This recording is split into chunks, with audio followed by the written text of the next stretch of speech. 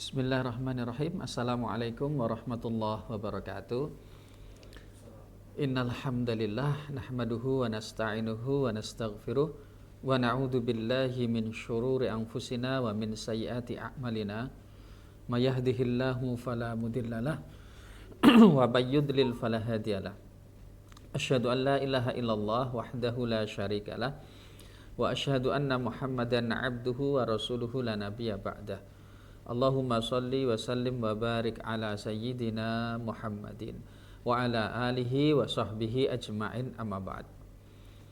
Para pemirsa Onugiri TV yang dirahmati oleh Allah Subhanahu wa taala, alhamdulillah pada kesempatan kali ini kita bisa melanjutkan dari kajian kitab Risalah Al-Mustarsyidin karya Al-Imam Haris bin Asad Al-Muhasibi rahimahullah taala.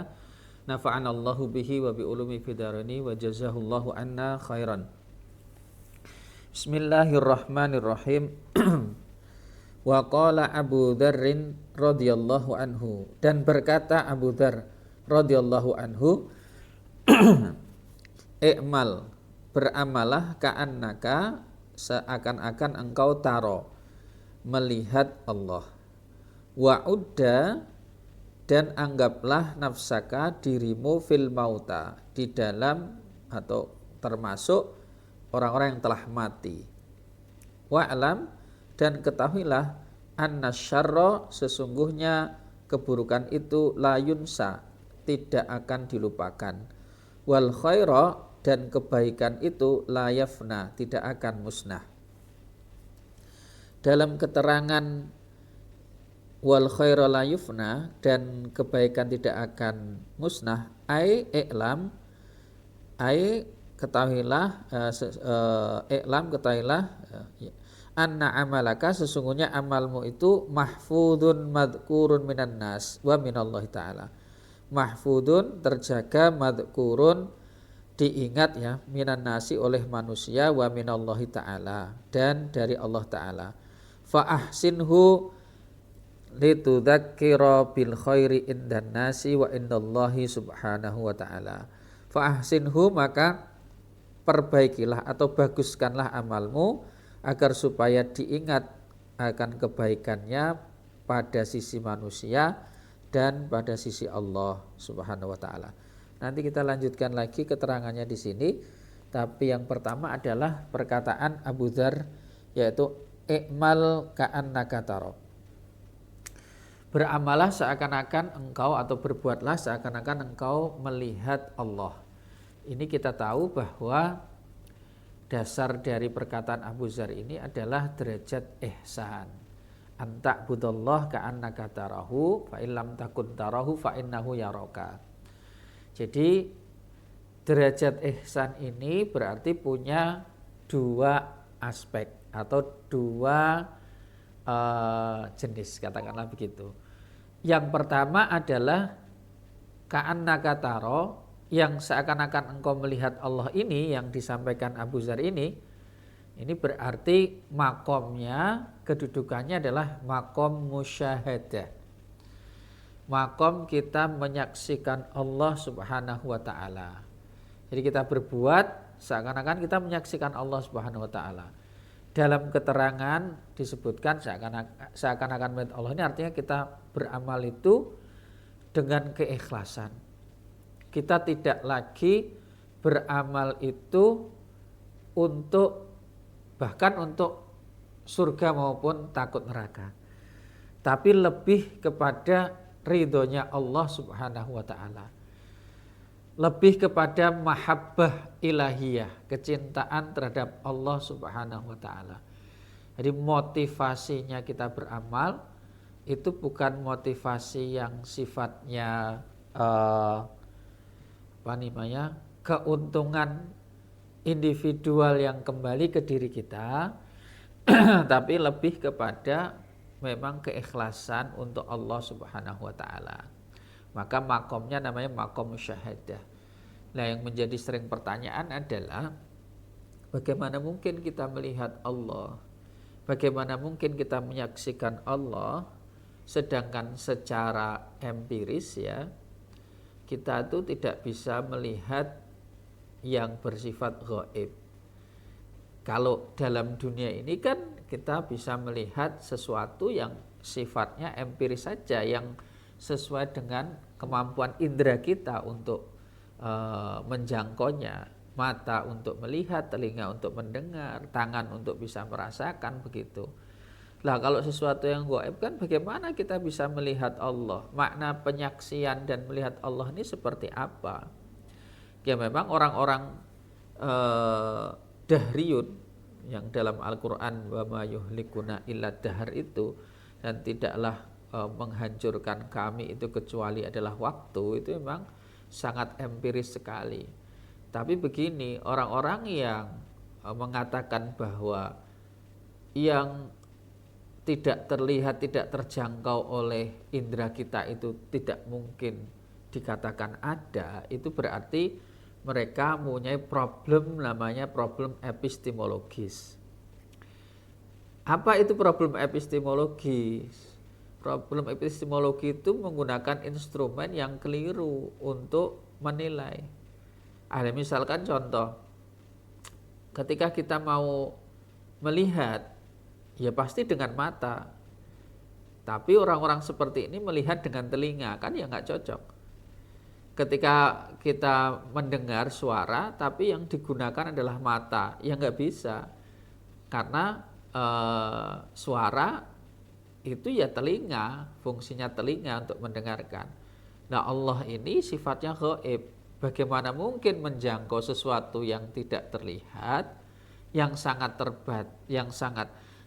tidak terbatas dengan sesuatu yang terbatas. Indera kita semuanya terbatas. Maka ada problem epistemologis di sini. Oleh karena itu melihatnya adalah melihat dengan keimanan, dengan hati. Jadi bukan dengan sesuatu yang terbatas. Allah tidak terbatas, bagaimana mungkin kita mau menjangkau dengan alat instrumen yang terbatas? Tidak bisa. Makanya musyahadah di sini sudah sampai pada derajat musyahadah ka'annaka tara, itu seperti misalkan kisahnya Imam Ali Zainal Abidin. Beliau itu ketika wudhu sampai bergetar gitu, saking merasa takutnya. Ketika ditanya kenapa Anda sampai bergetar sedemikian rupa ketika berwudhu, dijawab, bagaimana mungkin saya tidak gemetar kalau saya nanti ini akan berhadapan dengan pemilik segala alam semesta. Nah ini kalau dalam bahasanya, beliau ini sudah beribadah seakan-akan melihat Allah. Jadi makomnya adalah makom musyahadah. Sudah sampai ke dalam hati, sudah sampai derajat, sudah ainul yakin sampai hakul yakin. Nah ini. Lalu yang kedua, ada lagi, kalau tidak bisa seakan-akan melihat Allah, maka seakan Allah itu melihatmu. Nah, yang seperti ini berarti masuk kategori makom namanya muraqabah. Makom muraqabah itu CCTV live. Jadi Allah selalu mengawasi gerak-gerik kita, dimanapun kita, dimanapun posisi tempat kita, Allah selalu sesungguhnya melihat kita. CCTV-nya live gitu. Nah itu makom muraqabah. Nah, bayangkan kalau kemudian diri kita ini selalu ada CCTV yang selalu mengawasi kita. Maka munculnya dari dampak perilaku itu ada unsur rasa malu, al-haya. Malu terhadap Allah. Karena itu mau berbuat kemaksiatan, yang muncul adalah rasa malu karena dilihat oleh Allah. Jadi dua makom ini dua makom tingkatan tinggi sekali. Jadi ada makom musyahadah, ada makom namanya muraqabah. Persis seperti kisahnya yang sangat masyhur sekali, anak penjual susu yang diminta oleh ibunya mencampur susu dengan air ketika Sayyidina Umar bin Khattab radhiyallahu anhu sedang keliling inspeksi, mendengar percakapan seorang ibu dan anak, yang kemudian ibunya menyuruh anaknya untuk mencampur air susu itu dengan air. Anaknya menolak karena itu dilarang oleh Amirul Mukminin Umar bin Khattab. Katanya Amirul Mukminin Umar bin Khattab tidak melihat. Lalu dia mengatakan, jika Umar bin Khattab tidak melihat, maka Allah melihat kita. Nah itu makom CCTV itu, makomnya muraqabah. Jadi makom merasa Allah pasti akan melihat. Jika Umar tidak melihat, maka Allah melihat kita. Nah ini subhanallah. Ini dalam kisahnya itu, lalu kemudian Umar bin Khattab pulang, lalu kemudian memaksa anaknya hingga dinikahkan dengan putri ini, yang kelak lahirlah kemudian seorang penerus generasi Umar bin Abdul Aziz yang terkenal sangat sangat adil sekali dalam memimpin. Nah, ini contoh-contoh bahwa makom ihsan ini dari perkataan Abu Dzar Al-Ghifari, ikmal ka'annaka taro. Jadi kalau sudah ikhlas di sini, sudah yang kita cari ridho, meskipun di tempat yang tidak terlihat, tetaplah berbuat baik. Meskipun tidak dicatat oleh manusia, tetaplah kemudian melakukan kebajikan. Karena tidak ada sesuatu yang terlewat dari pandangan, dari penglihatan Allah Subhanahu wa ta'ala. Baik, lalu kemudian masuk yang kedua. Wa'udda nafsaka fil mauta. Ini Masya Allah. Dan anggaplah dirimu itu masuk dalam kategori orang-orang yang sudah mati. Ini menarik sekali ini. Jadi untuk membunuh ilusi keduniawian, ilusi duniawi lah gitu ya. Ilusi duniawi ini kita memposisikan diri kita itu seperti orang yang mati. Kenapa kok begitu? Orang mati itu dihina-hina itu yang nggak ngefek, karena dia mati. Dicubit saja nggak terasa. Diolok-olok seperti apa? Ya nggak terasa. Dia udah mati kok gitu. Maka begini, ini satu pertama, ini menghilangkan sifat ego. Yang namanya orang mati itu nggak punya ego lagi. Jadi egosentrisnya hilang, ego untuk kemudian selalu menangnya hilang, kan udah mati, sudah tidak bisa apa-apa gitu. Lalu kemudian yang kedua, untuk membunuh ilusi duniawi yang orang selalu kayak treadmill ya, orang kayak treadmill tuh main olahraga itu kan nggak ada habisnya atau sebenarnya orang itu treadmill itu terus begitu ngejar duniawi kan begitu. Ego kita itu kan sering begitu, secara umum itu begitu. Dan sebenarnya ya melelahkan sekali. Nah, untuk kemudian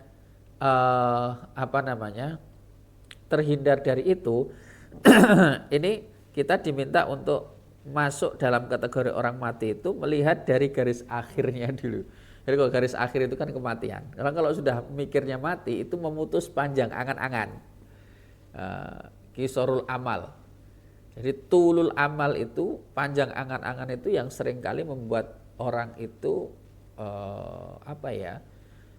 tidak nyaman, atau kemudian juga bahkan beban, burnout, capek dan lelah gitu.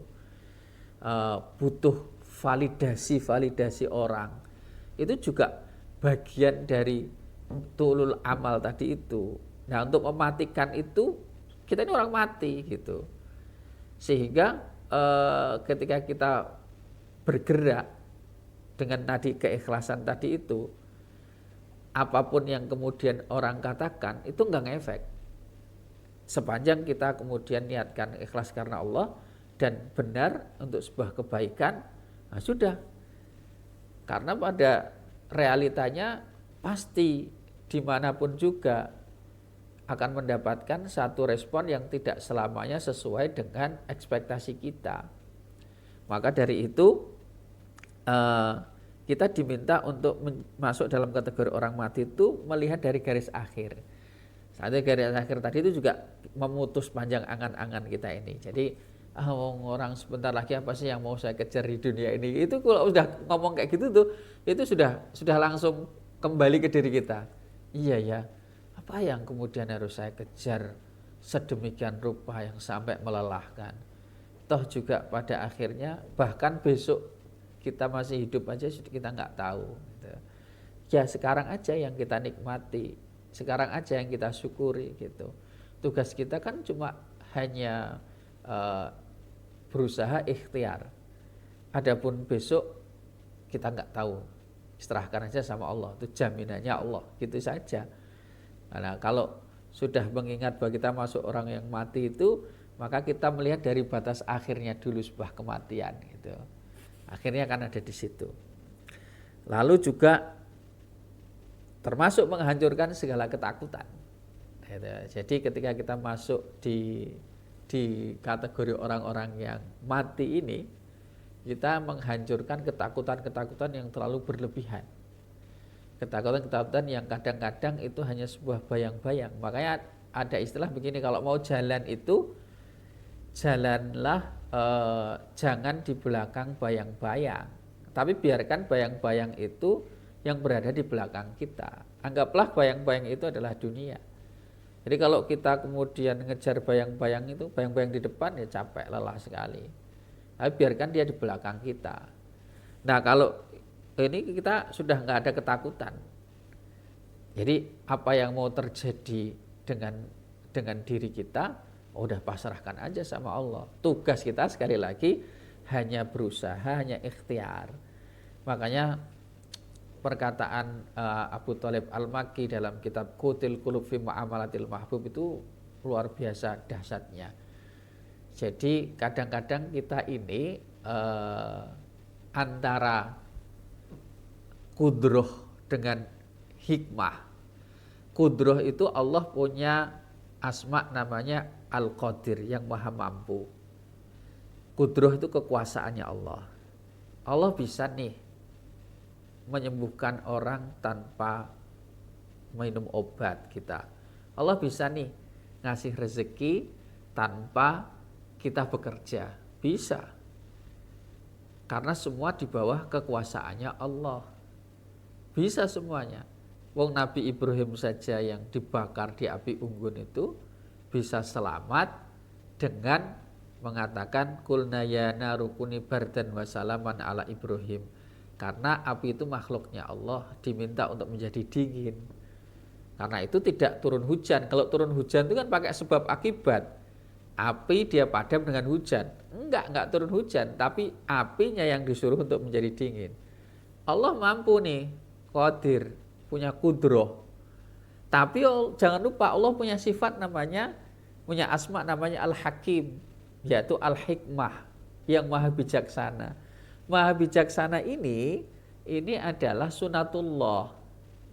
Sehingga kalau orang mau kenyang, perut lapar, ya makan. Sunatullahnya begitu. Orang haus, kemudian pengen hilang hausnya, ya minum, kan gitu. Maka sama, orang pengen kaya, ya kerja, gitu. Nah, uniknya gini, ini antara hikmah dan kudroh ini, ya ini yang harus dipahami. Kita masuk dalam kategori hikmahnya Allah ini, menghormati Allah punya sifat namanya Al-Hakim, karena kita diperintahkan untuk ikhtiar. Tapi jangan lupa bahwa Allah itu Al-Qadir, kudroh maha kuasa gitu. Sehingga apa yang kita lakukan itu bagian dari kewajiban kita menghargai sifat Allah namanya Al-Hakim, Al-Hikmah tadi itu yang maha bijaksana. Orang kemudian tidak mau bekerja, tidak mau berusaha, itu sama saja dia tidak menghormati sifat Allah Al-Hakim.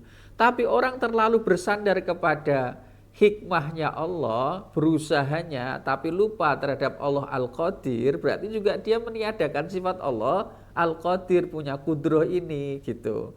Sampai-sampai dalam bahasanya Imam Abu Thalib Al-Makki itu ada syirik khofi, itu sangat mengerikan. Syirik yang tersembunyi itu kalau misalkan contoh gini,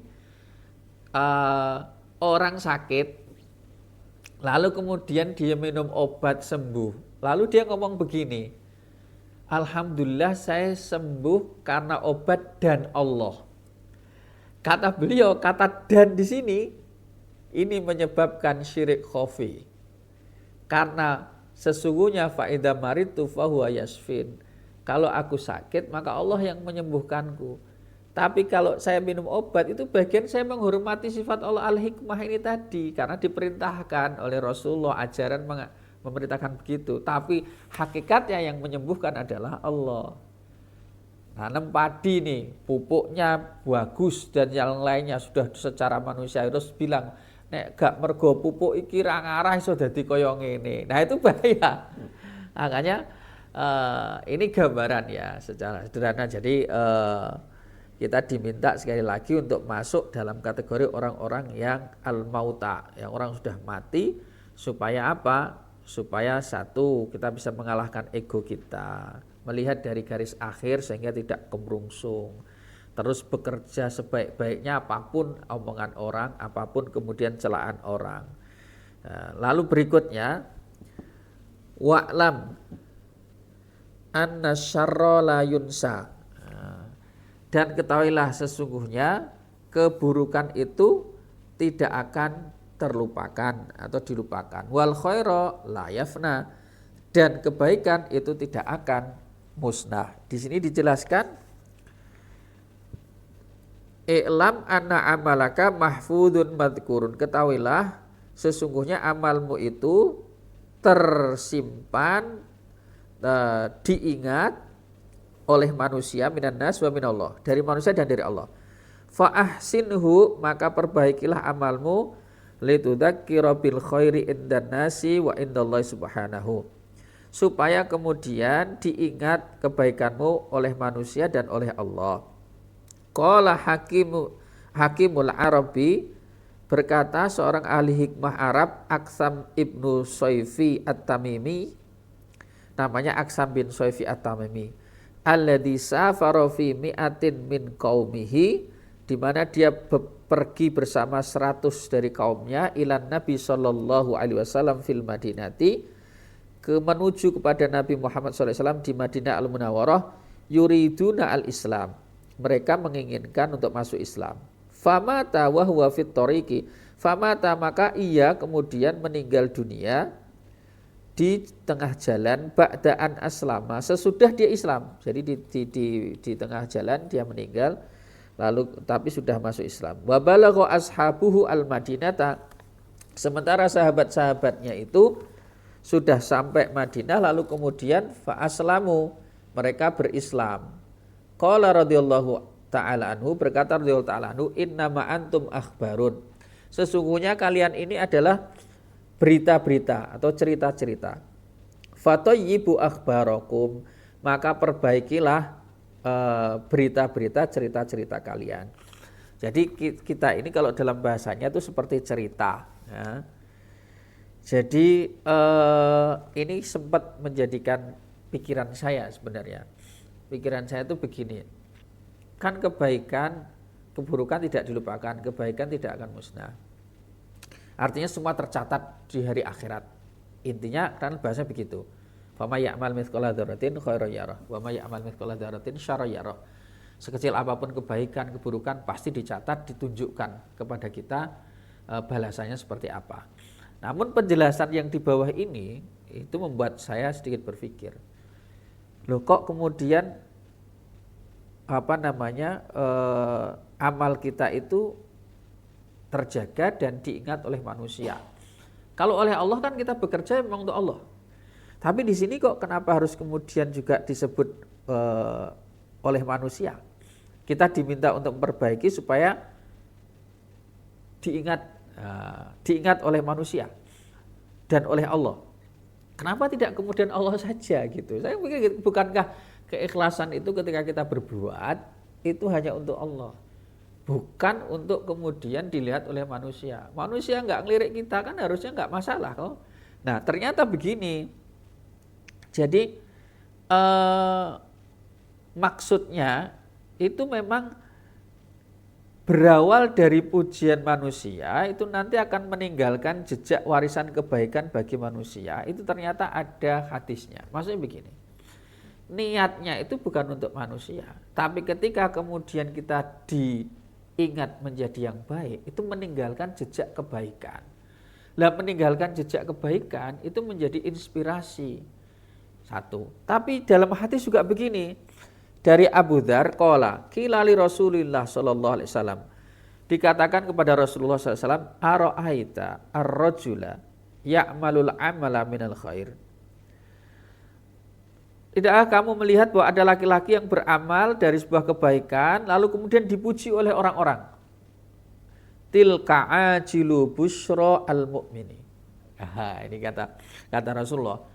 Kalau orang kemudian berbuat baik lalu kemudian dapat pujian dari orang lain, maka kata Rasulullah itu adalah kabar gembira yang dipercepat untuk orang mukmin. Jadi perlu kita syukuri. Kalau ada orang kemudian menyampaikan hal baik terkait apa yang kita kerjakan, maka sesungguhnya itu adalah kabar gembira, busyra yang dipercepat untuk disampaikan kepada kita. Kata Rasulullah begitu. Jadi tetap saja niatnya bukan untuk kemudian manusianya, tapi ketika kita diingat oleh manusia itu, yang pertama kebaikannya itu berarti ajilu busyra. Jadi kabar gembira yang dipercepat untuk siapa? Untuk orang mukmin. Itu yang pertama. Kemudian yang kedua, manusia itu kan adalah saksi-saksinya Allah di muka bumi ini. Jadi kalau masih ingat dalam hadisnya Rasulullah, Imam Umar bin Khattab juga, kan ada orang yang meninggal itu lalu kemudian dikatakan wajabat, pasti. Dia orang baik, orang bla bla bla, maka pasti dia wajib, dia baginya surga. Lewatlah lagi kemudian kan wajabat. Apa yang wajib? Dia neraka karena disebutkan keburukannya. Jadi saksi-saksi Allah di muka bumi ini itu ya manusia-manusia itu. Makanya ketika kemudian orang mau meninggal dunia itu kan dipersaksikan, biasanya begitu. Dalam hadisnya begitu. Jadi kalau manusia itu kemudian mengatakan baik atas apa yang telah kita lakukan, maka satu itu kabar gembira yang dipercepat bagi orang mukmin. Dua itu sebagai saksi, mudah-mudahan memang benar-benar itu sebagai saksi yang kelak besok di hari akhirat bagian dari persaksian manusia-manusia di muka bumi. Itu. Yang ketiga nih, yang ketiga begini, diniatkan supaya untuk menjaga marwah agama. Maksudnya gimana? Jadi banyak sekali Islam dengan orang Islam itu beda. Islamnya bagus tapi kemudian orang Islamnya tidak bagus, yang mengakibatkan citra Islamnya buruk gitu. Kasus naudzubillah entah terjadi atau belum tapi terduga kasus yang di Pati seorang tokoh agama yang kemudian naudzubillah berbuat asusila terhadap santrinya yang sejumlah 50 itu.